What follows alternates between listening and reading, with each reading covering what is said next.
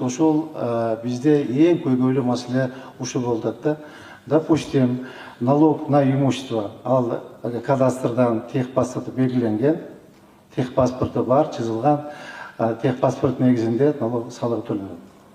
Тамарка салыгы тоже андай коррупционный элемент жок. Азыр бул жерде бир гана жанагындай наемный работниктер боюнча подоход налогду аябай коррупционный элемент көп. Анткени Ош шаарында 500 000 калк жашаса, кирип чыккан мен шаарга кете 700 000 тегерегинде азыр калк бар Ош шаарында.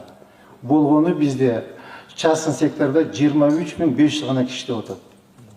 Это очень мало. Бизде Ош шаарында бери деген 50 000 наемный работник болуш керек. Мынакей эместерге кратце силерде келген сөйден айтып коеюн, урматтуу салык кызматкерлери. Коомдук тамактануучу жай 437, болгону 3108 киши иштейт. Медициналык борбор 79, 1158. Бул жакшы көрсөткүч. Лаборатория 11 лаборатория 1158. Дарыкана 67 дарыкана 651 киши иштейт. Стоматология 119 стоматология бар, 214 киши иштейт.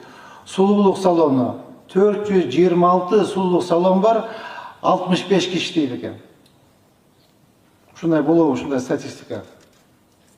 Анда эмне бир жанагы мастер бир күндө 3 салон бар иштейби. Сулуулук салонуна 426 сулуулук салону бар, анда иштеген 65 кызматкер.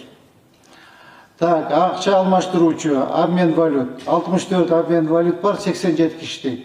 Ар бир обменга да бери дегенде 5 киши иштейт. Убагында биз да иштеткенбиз. 2 киши постоянно кассада отурат, алмашып. Бирөө доллар менен чуркайт, бирөө рубль менен чуркайт, бирөө теңге менен чуркайт, бирөө сом менен чуркайт. Эси оборотун кичирээк болсо, оборот чоңураак болсо, бир обменге жок дегенде 5 киши иштейт, 6 киши иштейт. А сиздерде болгону 64 обменгада 87 киши деп берип атасыздар.